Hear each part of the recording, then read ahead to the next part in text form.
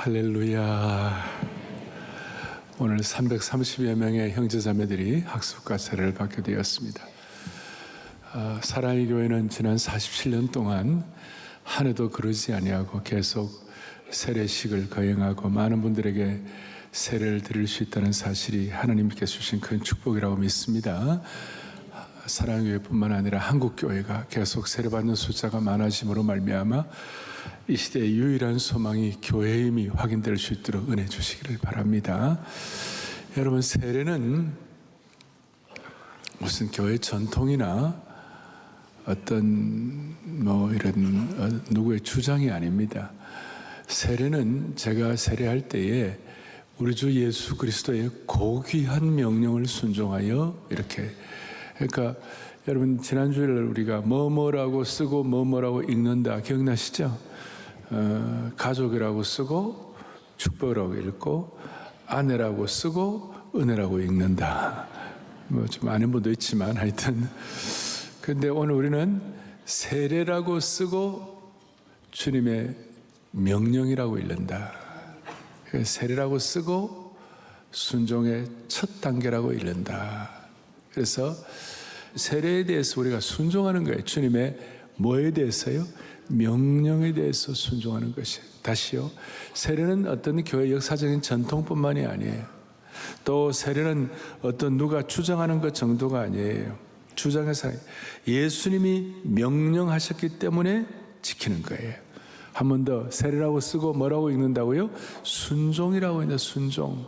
그래서 여러분, 세례 받을 때가 되었는데도 세례를 안 받고 고의적으로 계속 받지 않으면 주님의 명령을 불순종하는 결과를 초래하게 된다는 것입니다.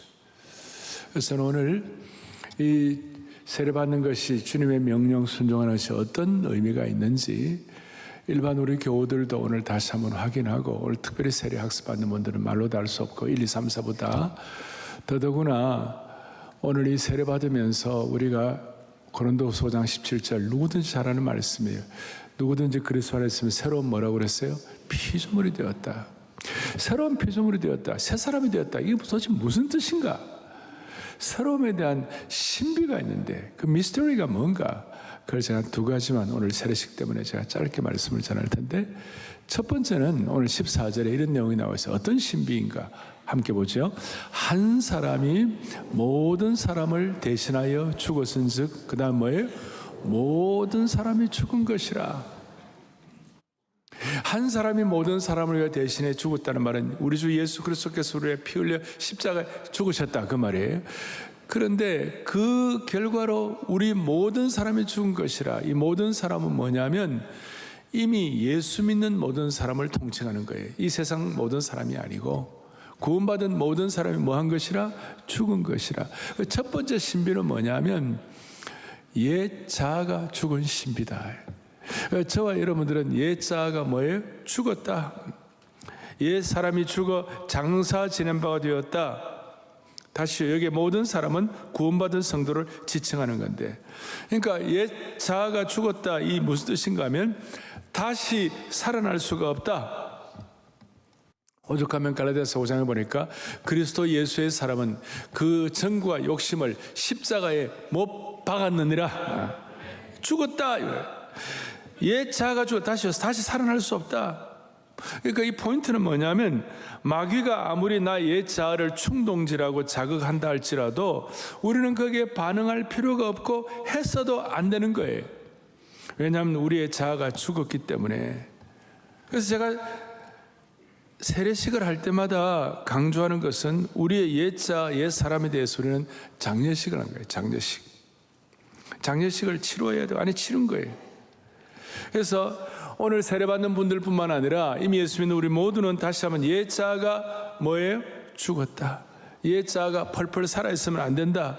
옛날에는 열받으면 밥상을 엎어버렸는데 해도 돼요? 안 해도 돼요? 그런데 일설에 의하면 누가 밥상을 엎었다는 말도 들려요. 그래서 옛 자아가 아직 덜 죽은 거죠. 그걸 뭔가 something wrong이에요. 뭔가 문제가 있는 거예요. 그러니까 옛 자아가 죽었다는 말은 내 중심의 세상이 무너졌다는 뜻이에요. 와, 이거 어떡하냐. 여러분, 다시요. 오목사도 오목사의 중심의 세상이 무너지는 거예요. 여러분, 우리가 세례받고 주님 앞에 새롭게 된 큰 신비 중에 하나가 우리의 자아가 죽는 것인데, 하나님께서 이 예배에 참석하신 모든 분들 은혜 주셔가지고 옛 자아가 죽는 거룩한 장례식의 은혜가 있기를 바라는 것이에요. 그래서 세례식 이꼴 옛 자아의 장례식, 옛 자아의 장례식. 자, 그런데 질문이 있어요. 예수님을 구세주로 고백하는 사람에게는 자아의 죽음이 우리에게 일어난 실제적인 사건인데 왜 많은 성도들이 그 죽음을 실제적으로 경험하지 못하고 자아가 펄펄 살까, 한 번씩 살까? 그 이유는 옛 사람, 옛 자아가 십자가에서 죽었지만 죄의 습관, 죄의 그림자, 죄의 잔상이 여전히 내 속에 남아있어요. 그러니까 옛 자아가 그림자처럼 우리를 따라다니는 거예요. 시내산의 율법을 받았지만 애굽의 노예의 습관이 남아있는 거예요. 그래서 옛 자아는 실제로 죽은 줄 믿습니다. 반응이 좀 봐요. 예? 옛 자아는 실제로 죽은 줄 믿습니다. 사건 자체는 끝났어요. 죽음의 사건은 끝났어요. 그런데 이 잔상과 그림자가 옛 습관에 남아있어가지고 우리 옛 자가 죽었지만 바울 사도는 로마서 8장 13절에 뭐라고 하냐, 몸의 행실을 죽이면 살겠다. 로마 교회는 이미 복음을 들은 교회예요. 이미 옛 자가 죽은 교회예요. 그런데도 몸의 행실을 죽이라. 무슨 말입니까? 죽었는데 또 죽이라는 거예요. 옛 자가 죽었는데 또 죽이라는 거예요. 특별히 이 고린도 교회는 심각했어요. 육체의 본성이 심각했고 파당이 심하고 아주 그냥 자아가 살아있는 교인들이 많았어요. 옛 자아의 사고 패턴, 옛 자아의 습관, 이런 것이 우리 몸에 남아있기 때문에, 그래서 제가 좀 어렵게 말을 하면 옛 자아의 존재론적으로는 죽었지만 기능적으로는 살아가지고 지금도 활동하고 있는 거예요. 그래서 옛 자아의 잔상과 그림자가 우리를 따라다니는데 이 그림자를 처리를 해야 되는 거예요. 그래서 바울 사도는 어떻게 이 처리를 해야 되나, 그게 이제 늘 고민이었고, 바울 사도는 오죽하면 날마다 죽는다고 그랬어요. 날마다. 부담되시죠? 네. 그래서 예수님은 누가복음 9장에 보면 뭐라고 하느냐, 나를 따라 그러던 날마다 제 십자가를 지고 나를 쫓을 것이다. 이야, 우리가 지금 아멘 하는데 이 아멘이 보통 아멘이 아니에요. 오늘 세례받는 분들은 이게 보통 일이 아니에요. 그러니까 죽었는데 또 죽어야 되는 거예요. 날마다 제 십자가를 지고 나를 쫓을 것이니라. Day by day. 심지어 제가 그 옛날에 저 사역하면서 제 사역 그 서재에다가 그 우리 교회 신문이 우리지가 있는데 우리지에다 글을 쓰면요, 그 뭘 패를 하나 주는데 패가 뭐냐면 나는 날마다 죽노라 이거예요. 패를 딱 걸어놨는데 어떤 원로 목사님이 저한테 오시더니 목사는 날마다 죽나? 나는 매 시간 죽는다. 데이 바이 데이가 아니라 아월 바이 아월, 날마다 죽는다. 날마다 죽었는데 또 죽어야 된다. 우리 속에는 죄의 잔재, 죄의 습관, 죄의 그림자를 날마다 죽여야 되는 거예요. 그러니까 우리에게는 이게 매일매일이 전쟁이고 매일매일이 선택이고 매일매일이 결단이고, 이게 억지로 되겠습니까? 자, 봐요. 이게 내 힘으로 되겠냐고. 그러니까 이게요, 날마다 죽는 이게 우리에게 그림자라고 그랬어요. 이 그림자는 어두울 때, 빛이 어두울 때 어두운 그림자가 생기잖아요. 그러니까 빛이 환해지면 그림자가 남아있다 사라진다? 사라지는 거예요. 빛이 오면 사라지는 거예요. 옛 자아의 습성과 잔상과 그림자를 죽이려 하는데 이게 매일이 전쟁이지만 빛이 오면, 빛을 비추면 빛을 비추는 게 뭐냐? 예수 그리스도의 빛을 비추면 그 그림자가 사라지기 시작하는 거예요. 빛 대신 주, 어둠을 해칠 수 있도록. 그리고 나의 기쁨, 나의 소망 되시고 나의 생명이 되신 주 찬양하면서 내 구주 예수를 더욱 사랑 찬양하면서 아침에 일어나고, 오늘도 아침에 일어나고 저는 주님 오늘도 이 날을 인도하여 주십시오. 그리고 오늘 이날 영광스러운 주일 예배, 아니 매일매일이 주님 앞에 감사하는 날이 되게 하시고, 저의 약점은 주님은 가리워 주시고 일용할 양식을 주시고, 주기도문에 있는 기도처럼 그런 기도를 하면서 매일매일 하나님의 인도를 구하고, 매일매일 주님의 인도를 구하고, 자기 전에 오늘도 인도해 주신 주님께 감사합니다. 이렇게 하면 주님이 빛을 비춰주시면 죄의 잔상이 물러가기 시작하는 것이에요. 그리고 우리의 옛 자아가 죽는다 하는 이 말이 부담만 되는 말인가? 그렇지 않다는 거예요. 부담만 되는 말이 아니라 이 감사가 되는데, 이게 뭐냐면요, 내 자아가 죽으면 우리가 참된 자유를 얻게 되는 것이에요. 야, 우리가 자아가 죽으면 참 자유를 누리게 되는 이유가 뭐냐면, 자아가 살아있을 때는 늘 그 자아를 통해서 죄의 본성, 자기 욕망, 자기 체면, 자기 영광, 자기 계획, 자기 불안이 끊임없이 우리를 묶고 얽매이게 하는데요, 늘 긴장이 있는 것이죠. 자유가 없는 거예요. 그런데 자아를 죽이면요, 참 자유가 생기기 시작하는 거예요. 예를 들어서 뭐 어디 가가지고 누가 나를 안 알아주고 막 그러면 속에 열불이 나고, 왜 나를 안 알아주나 뭐 이렇게 생각하고 막 시험 들고 답답한데, 물론 그런 데를 가면 안 되는 거예요. 괜히 그런 데 가고 시험 들게 할 그 지혜가 있으면 안 가지만, 그러나 사람이 살다 오면 우리가 어떻게 보면 뭐 대우를 제대로 못 받고 힘들 때가 있지 않겠어요? 그때 내 자아가 막 살아나는 거예요. 그런데 우리의 자아가 죽으면 그런 게 상관이 없는 거예요. 상관이 없고, 내 그 그림자가 사라지기 시작하면 자유를 얻게 되는 거예요. 누가 알아주든 안 알아주든 나의 기쁨, 나의 소망 되시는 그분이 나에게 빛이 되시기 때문에 이게 해결이 되기 시작하는 것이에요. 그 얼굴이 달라지기 시작하는 것이에요. 다시요, 자아가 죽으면 자유가 우리에게 허락되는 것이다. 그래서 수많은 삶의 징크스, 미신 뭐 이런 것들이 우리를 얽매이는 것들부터 완전히 자유함을 주시는 주님을 찬양하는 것이에요. 예를 들어서 요한복음 8장 36절에 뭐라고 이런 말씀입니다. 시작.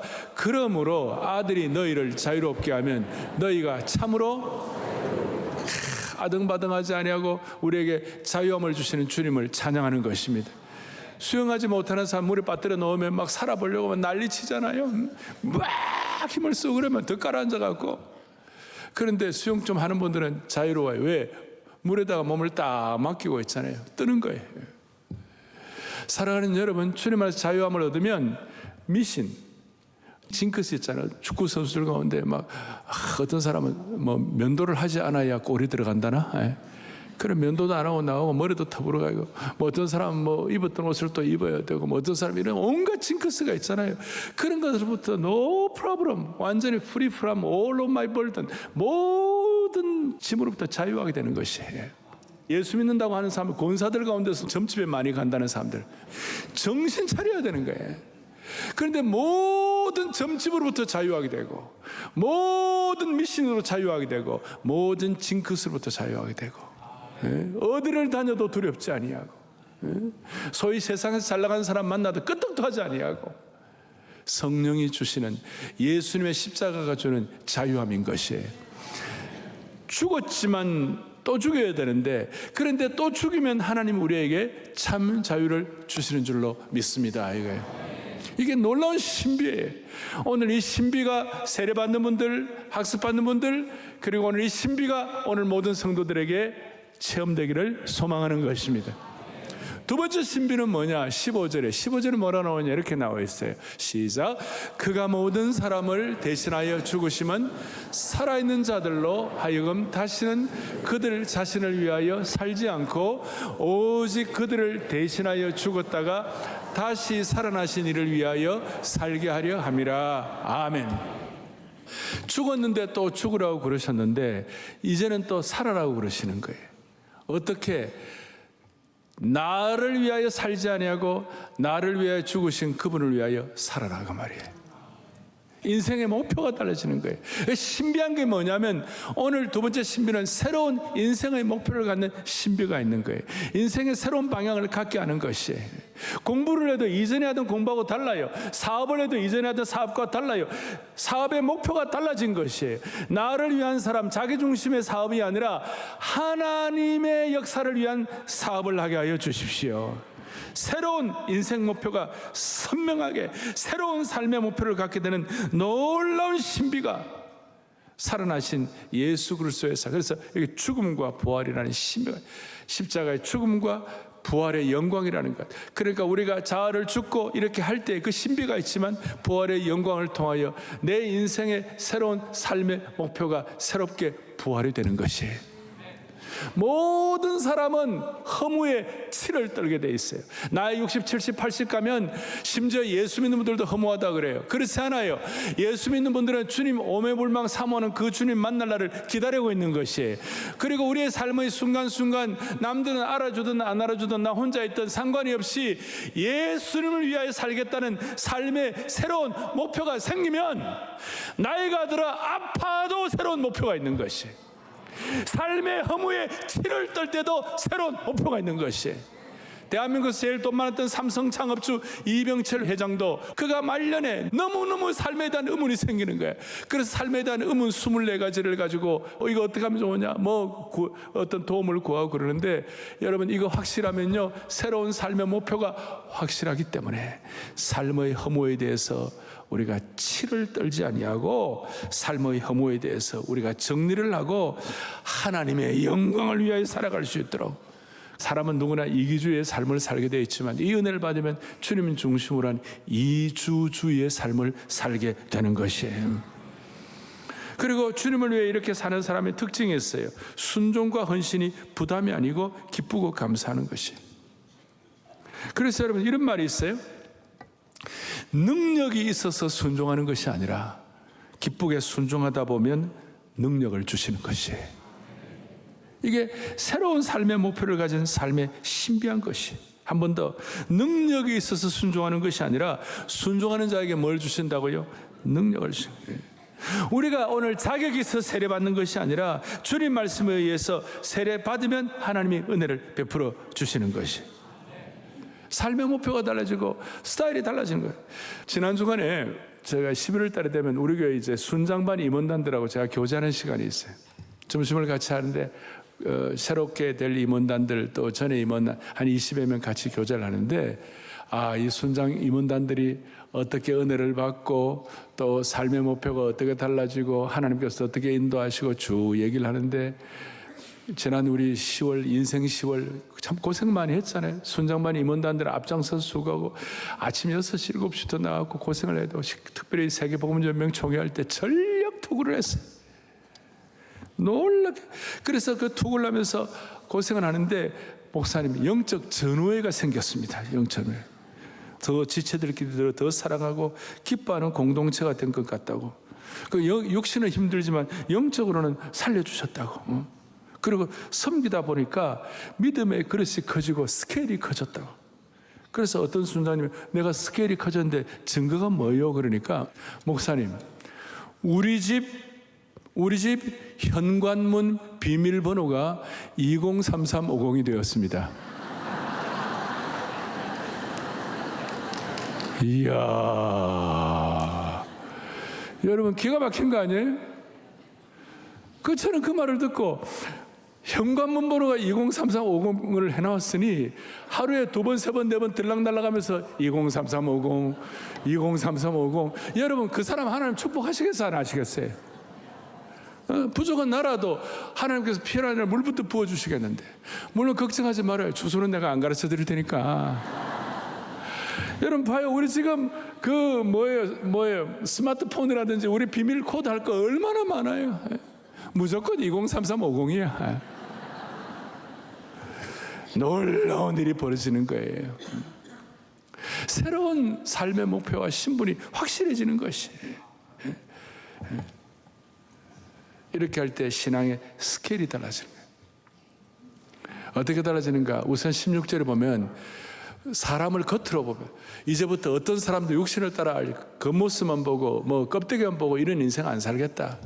그리고 18절 19절에 보면 뭐라고 나와 있느냐면 이렇게 나와 있어요. 함께 보겠습니다.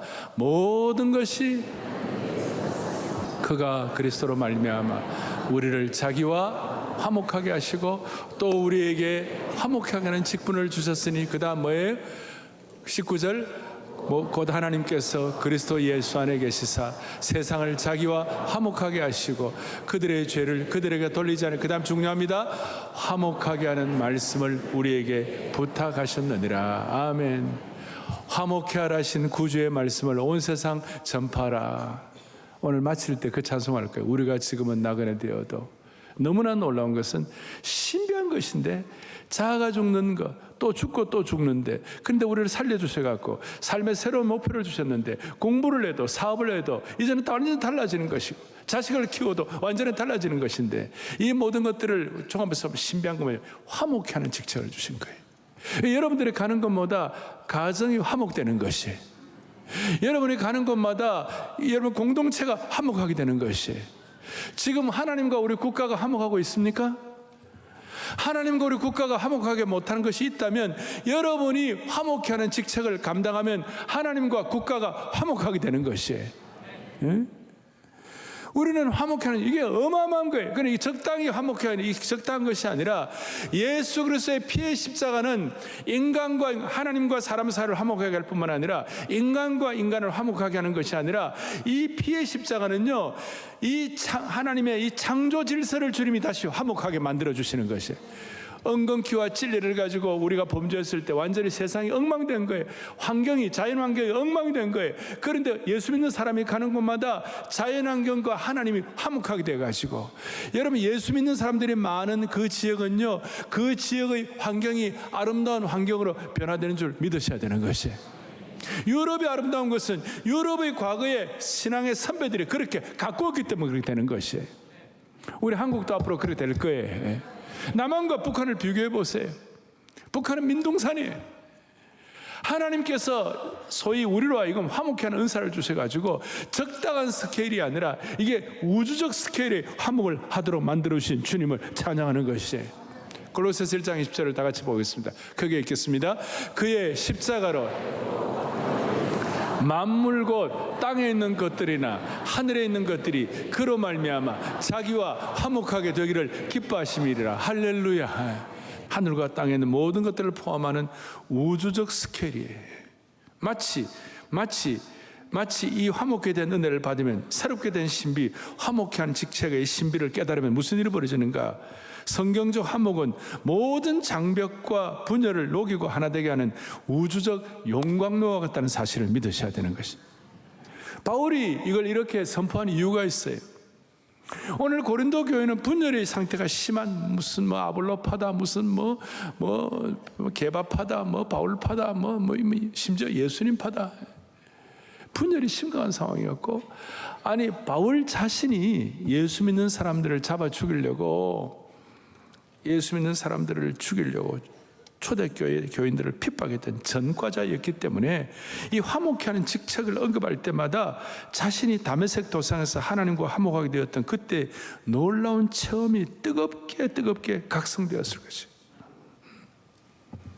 그러니까 우리가 얼마나 신비합니까? 세례받고 예수 믿고 구원받았다는 것은 어마어마한 일이라는 것이에요. 세상과 하나님을 화목시키고 만물과 하나님을 화목시키게 하고, 가정마다 화목케 하는 역사. 그래서 이 화목케 하는 직책은 이 땅의 분열과 계급 갈등, 폭력으로 가득한 죄의 질서 속에서 관계가 회복되는 것, 그걸 뛰어넘어 가지고 새로운 창조 질서 속에서 하나님과 사람, 피조 세계까지 깨어진 관계 회복되는 우주적 용광로의 무게를 지닌 축복이 있는 줄로 믿습니다. 근데 문제는 이 세상 사람들은 화목의 의지는 있어요. 탕평하고 싶다, 하나 되고 싶다, 갈등을 극복하고 싶다. 그러나 화목의 의지는 있지만 화목할 능력이 없어요. 아무리 화해의 의지가 있어도 참된 화해를 할 근원적인 방법이 없는 것이에요. 이 세상은 끊임없이 화해와 탕평을 얘기하지만, 화해를 깊이 열망하지만 화해를 가능하게 할 역동적인 것과 효과적인 방법이 없는 것이. 지금 우리나라를 보세요. 결혼의 파괴, 계층적인 갈등, 심지어 요즘 젠더 갈등, 사회적 불화, 그런데 이 세상 사람들은 화목을 얘기하지만 그 갈등을 해소하지 못하는 결정적 이유가 뭐냐면, 십자가와 그리스도가 없는 화목은 해결 방법이 안 나오는 것이에요. 그래서 골로새서 1장에 보니까 만물이 그리스도에 의해 붙들려 있을 때 만물이 그리스도의 피로 화목된다고 말씀한 것이에요. 모든 불화와 갈등은 만물의 주인이신 그리스도의 십자가의 거룩한 개입으로만 해결될 수가 있는 것이에요. 진정한 화해는 만물의 주인이신 그리스도의 십자가와 그 거룩한 개입이 없이는 불가능한 것이에요. 부부간에 갈등이 있어요. 그 갈등 어떻게 해결합니까? 남편이 참아야 됩니까? 아내가 참아야 됩니까? 서로 좋은 말 하면 되는 겁니까? 잠깐 용서하면 됩니까? 천만의 말씀. 천만의 말씀은 그 서울 시민들이 한마디 하면 다 그 천만의 말씀이에요. 다 해봐야 소용이 없어. 네. 다 해봐야 소용이 없어요. 십자가가 없이는 화목이 안 되는 것이에요. 십자가의 신비를 깨달아야 부부간에도 갈등을 해결할 수가 있는 것이에요. 그래서 삼각형 아시잖아요. 남편이 있고 아내가 있는데 그리스도의 십자가의 화목이 중간에 있어야만 부부간의 갈등이 해결되는 거예요. 국가 간의 갈등도 마찬가지. 십자가가 없이는, 사회의 구조적인 갈등은 그리스도의 십자가라는 거룩한 개입이 없이는 결코 화해가 불가능한 것이. 세상의 상담 어느 정도 도움은 돼요. 그러나 그 껍데기 잠깐 단 것 사탕 주는 정도의 근본적인 해결 안 돼. 그리스도의 십자가가 모든 화목을 가능하게 하는 것이고, 그래서 여러분들과 오늘 우리가 세례받고 오늘 예배에 참석하면서 여러분들은 젊은이들 말로 하면 찐 화목의 대사가 되기를 바랍니다. 화목케 하는 대사가 되어야 되는 거예요. The ambassador of reconciliation. 화목케 하는 영적인 찐 대사가 되기를 소망합니다. 십자가 없이. 마지막으로 이 화목케 하려면 여러분 뭐가 필요하냐? 뭐가 필요하냐? 에너지가 있어야 돼요. 한 번쯤 화목이 되는데 계속 해야 될 거 아니에요. 그 에너지가, 영적인 힘과 에너지가, 영적인 힘의 원천이 뭔가? 그것이 오늘 14절이에요. 그래서 오늘 본문을 다 해석했는데 이게 너무 중요해요. 시작. 그리스도의 사랑이 우리를, 할렐루야. 그리스도의 사랑이 우리를 강권하셔야 되는 거예요. 오늘 이 예배를 주님 사랑하는 때문에 나온 줄 믿습니다. 알겠죠? 세례도 주님 사랑하는 때는 받는 것이에요. 그리스도의 사랑이란 것이 우리에게 이 화목해 하는 대사의 직책을 끝까지 감당하게 하고, 자아가 죽게 하고 새로운 삶의 목표를 힘있게 잘 감당할 수 있도록 사업도 공부도 우리의 모든 인생살이도 가능하게 하는 것인데, 그리스도의 사랑이 우리를 강권하게 하셔야 되는 거예요. 뱅크 오브 헤븐, 하나님 천국 은행에서 이 사랑이라는 구좌에서 날마다 이걸 우리가 꺼내 써야 되는 것이에요. 24시간 오픈되어 있는 이 구좌를 우리가 써야 되는 것이에요.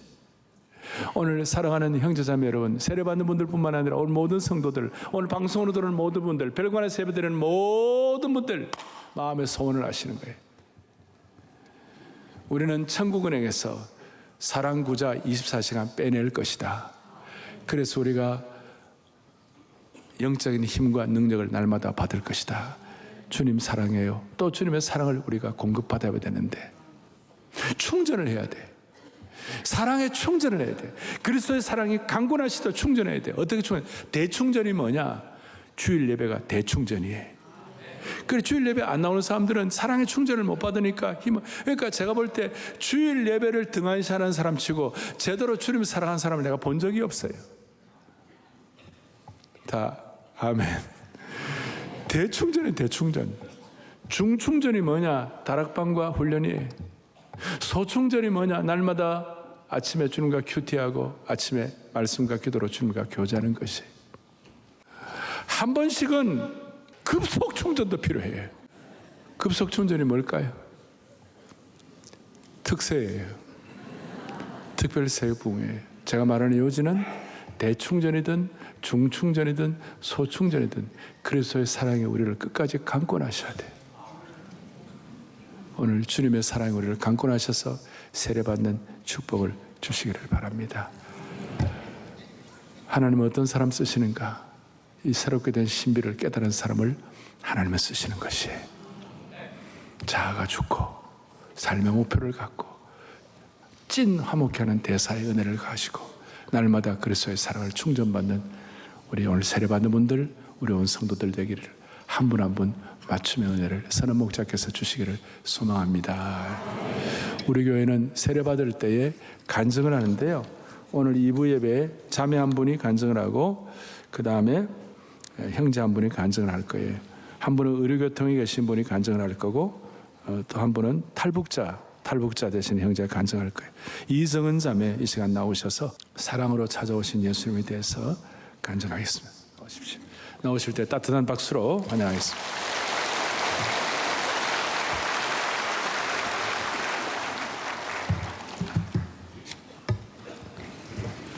저는 올해 10월 18일에 결혼을 했습니다. 남편은 저를 교회로 이끌어준 감사한 사람이고 예수님을 알게 해준 소중한 존재입니다. 저는 기독교와 거리가 먼 환경에서 자랐습니다. 대학에 들어가기 전까지 전도를 받아본 적이 거의 없습니다. 저는 기독교 대학의 의과대학에 진학하여 종교를 접하게 되었습니다. 신학대학교라 일주일에 2번은 채플에 참여해야 했고 성경학개론 등의 필수 과목을 이수해야 했습니다. 교수님들도 대부분 기독교인이었습니다. 주일에 교회에 같이 가야 하는 수업 과정에 포함되어 있어서 교회에 예배를 드리기도 했습니다. 그렇게 기독교인들과 교제를 했고 가장 친한 친구와 6년 동안 돈독한 우정을 쌓았습니다. 하지만 이 친구와 관계에 문제가 생겼습니다. 관계에 문제가 생기자 이 친구는 너는 믿지 않는 사람이라 천국에서 만날 사람이 아니라고 선을 그었습니다. 제 앞에서 천국에 만날 사람과 그렇지 않은 사람을 구분하여 행동하는 친구에게 마음에 큰 상처를 받았고 기독교에 대한 회의감을 쌓은 채 졸업했습니다. 이 친구에 대한 기억은 저를 오랫동안 사로잡았습니다. 또 상처를 받을까봐 되도록 기독교인과 만나지 않으려고 노력했습니다. 그러던 중 지금의 남편을 만나게 되었습니다. 처음에 교회를 다니지 않거나 다니더라도 소위 나일론 신자일 거라 생각하고 만났습니다. 하지만 남편은 저의 예상과 달리 지금까지 봐온 사람 중에서 가장 신실하고 올바른 사람이었습니다. 남편을 계속 만나면서 기독교에 대해 갖고 있던 편견이 깨지기 시작했고 기독교가 무엇인지 고민을 거듭하게 되었습니다.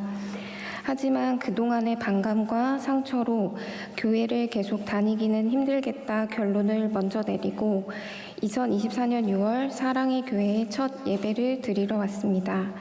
얼른 부딪혀보고 이 사람과 헤어져야겠다는 생각이었습니다.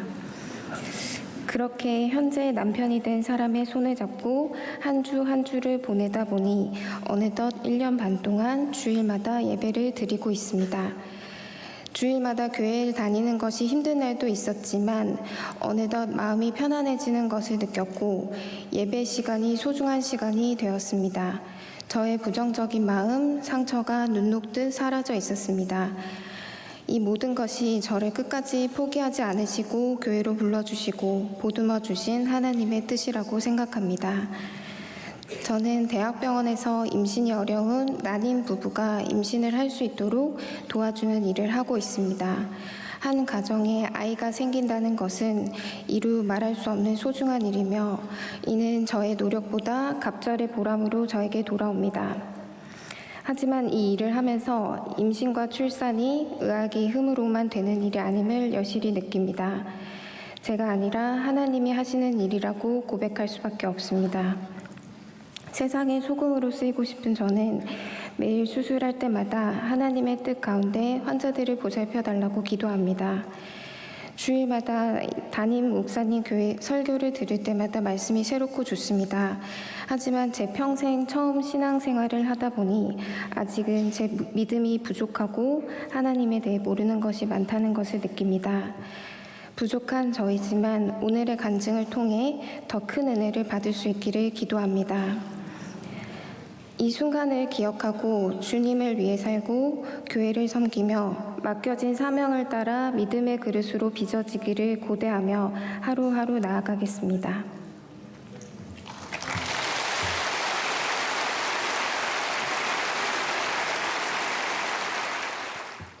저는 북한에서 태어나 살아남는 것이 유일한 목표였던 삶을 살았습니다.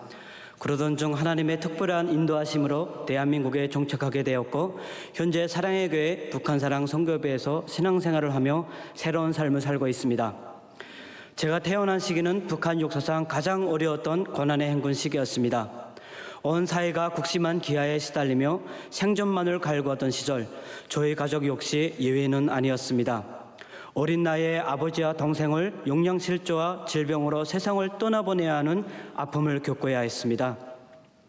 그 시절에 저에게는 미래의 꿈을 생각할 여유가 없었고, 오직 오늘은 무엇을 먹을 수 있을까 하는 당장의 먹을 걱정만이 전부였던 시절이었습니다. 18살부터 군복무를 시작했습니다.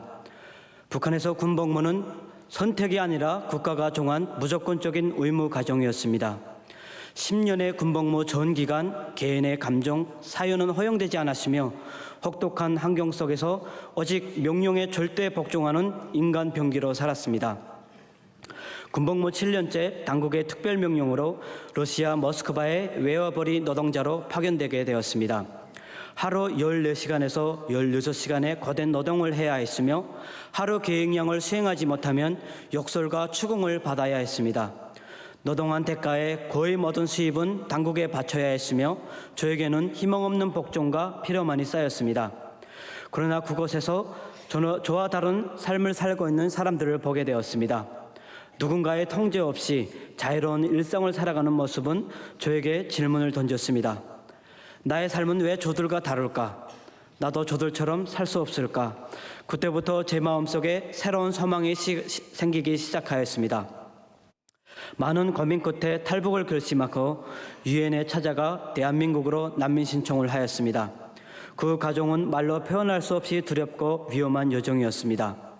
저의 탈북을 막으려고 북한 보위부와 경찰, 심지어 마피아의 추격은 끊이지 않았고, 저는 매일 불안과 긴장 속에서 살아야 했습니다. 만약 그들에게 붙잡히면 모든 것이 끝나기에 매 순간 불안과 두려움으로 떨어야 했습니다. 그러나 바로 그러한 시기에 하나님께서는 저에게 귀한 만남을 허락해 주셨습니다.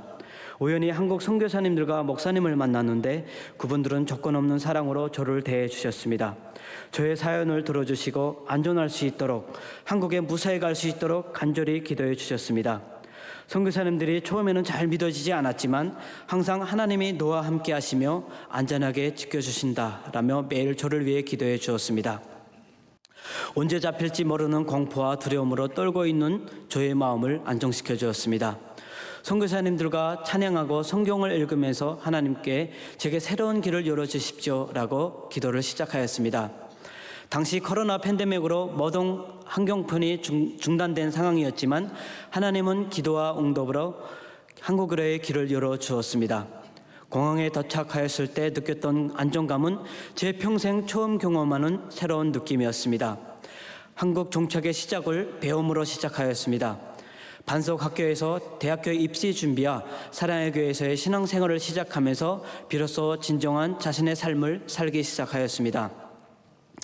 그러나 북한을 벗어나 얻은 생존의 자유는 정착이라는 또 다른 현실적 두려움 앞에서 흔들리기도 하였습니다. 어렵고 힘들 때마다 예배와 기도로 이겨내며 회복과 성장을 경험하고 있습니다. 한국에 도착하여 처음 사랑의 교회 예배당에 들어섰을 때 또다시 감동하였습니다. 주일 예배 가운데 담임 목사님의 말씀을 들으며 살아있다는 생생한 감각을 되찾았습니다. 복음의 말씀은 제 안에 깊이 뿌리 박힌 상처와 방황을 위로해 주었고, 찬양과 기도는 저의 굳었던 마음을 녹여주었습니다. 예배 속에서 저는 분명한 확신을 얻게 되었습니다. 나는 이제 새로운 시작을 할 수 있다. 예수 그리스도의 제자로 거듭날 수 있다. 그 확신으로 저는 세례받기를 결단하였습니다. 사랑의 교회는 피 흘림 없는 복음적 평화 통일을 위해 기도합니다. 저 역시 그 비전에 깊이 공명하게 되었습니다. 특별히 미국 CBS 방송에서 탈북민 정착 과정을 어정연 담임 목사님과 다큐멘터리로 촬영하던 날 담임 목사님께서 저에게 물으셨습니다. 은표 형제, 앞으로 어떤 삶을 살고 싶습니까? 이 질문 앞에 저는 제 인생의 중대한 사명을 깨달았습니다. 어정연 담임 목사님께서 이사장으로 섬기고 있는 숭실대학교에서 통일을 위한 공부를 하면서 새로운 사실을 알게 되었습니다. 통일은 정치, 경제적으로 해결되는 문제가 아니라 오직 복음으로 해결된다는 확신을 가지게 되었습니다. 북한 주민과 함께 자유와 복음의 생명을 누릴 날을 소망하며 저는 복음 통일을 위해 헌신하겠다는 결단을 내렸습니다. 이제 저는 이 세례식을 시작으로 주님께 받은 은혜를 깊이 품고 저의 삶을 북한 복음화와 평화 통일을 위해 드리겠습니다. 하나님께 감사드립니다. 우리 다 일어나셔가지고 우리가 지금은 나그네 되어도 찬양하고 그 다음 사랑하는 주님 섬기리 오늘 시간 좀 갔지만 두 찬송으로 예배를 마무리하겠습니다.